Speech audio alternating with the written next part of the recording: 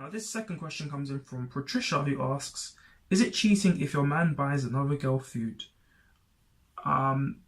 Patricia, I have to be honest with you, it entirely depends on the nature of the relationship you have with your man and the relationship your man has with this other woman.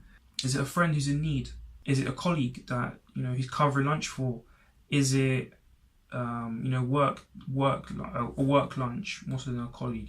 Like he's gone, he's having a meeting and he's bought this woman, or bought this person from another company or another member of the industry a meal. I mean, yes, it should be a company expense, but not everyone has the liberty of company expenses. So yeah, is it a case of him covering a £3 meal deal for his work colleague because they left their purse at home, or they got robbed or left on the bus? I mean, let's face it, £3 meal deal isn't. It might be a gateway to something, but it's not a red flag for an affair. But I would see why it's a much bigger cause for concern if it's a regular occurrence of him buying, elaborate dinners and lunches, because then yeah, that's a red flag. Of course, these things can be platonic. Let's not get up in people's faces and misconstrue the fact that men and women can be friends. Let's not get torn up over the fact that let's be real here. Not everyone who knows someone of opposite sexes means that they're sleeping with them.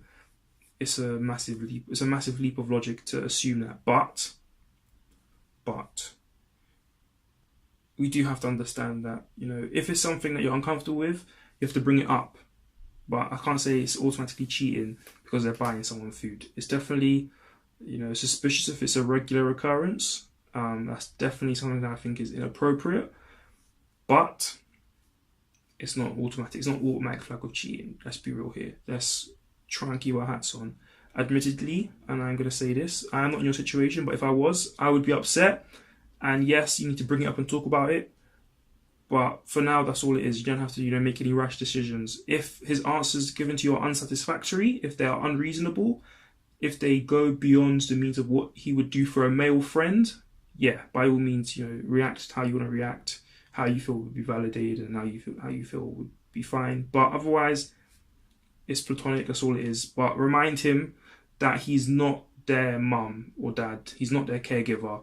The person has a job, I should hope, and if they don't, he should be helping him get one.